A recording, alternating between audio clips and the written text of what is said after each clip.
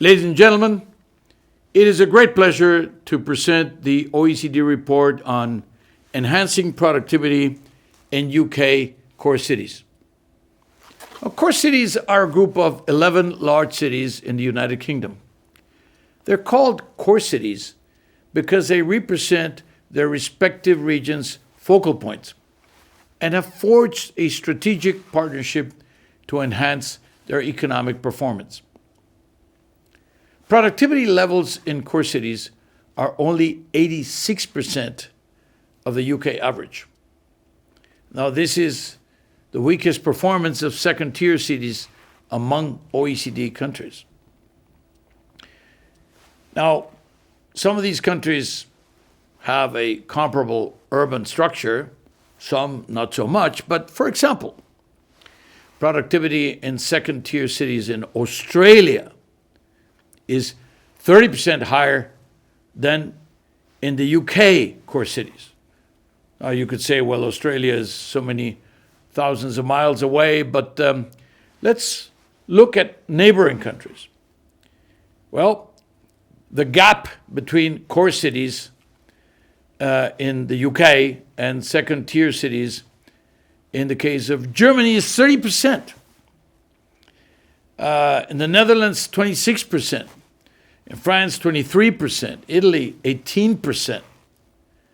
So, the UK cannot afford to have such an important part of its territory perform well below its national average.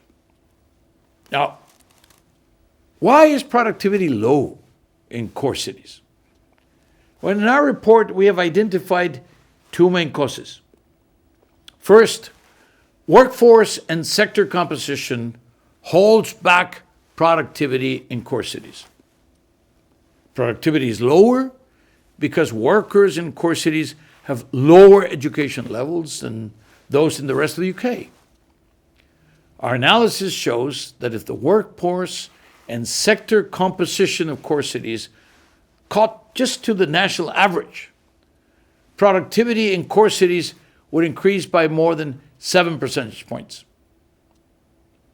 Also, firms operate in less productive sectors, as the decline of industries such as manufacturing is not entirely replaced by high productivity services.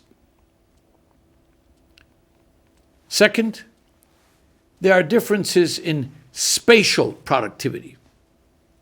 In most countries, the productivity of a city increases with its size. This results from what we could call agglomeration economies at work.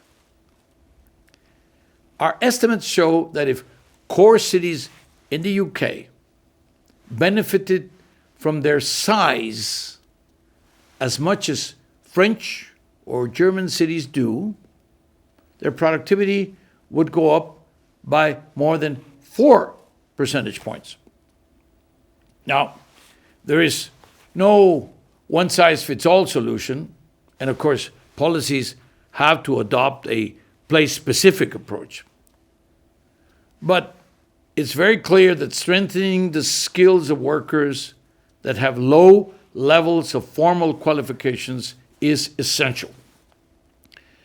As noted in another recently issued OECD report, which is called Better Using Skills in the Workplace in the Leeds City region of the UK, improving organizational and management practices in firms could also reduce sectorial productivity gaps and improve job quality.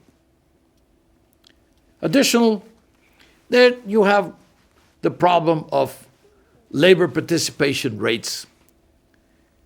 They absolutely need to go up to make the labor market more inclusive by smoothing the school-to-work transition and also lowering childcare costs. It is also equally important that core cities attract and retain highly skilled workers and capital.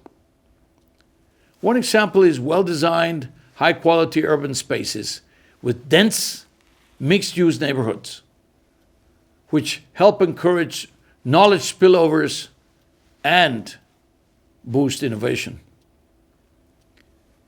Moreover, core cities need to be better connected to their surrounding region.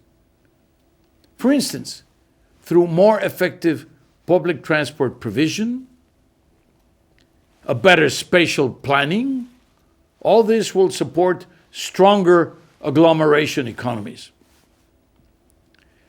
Now, the devolution process must also continue and ensure a better match between responsibilities and the financial resources.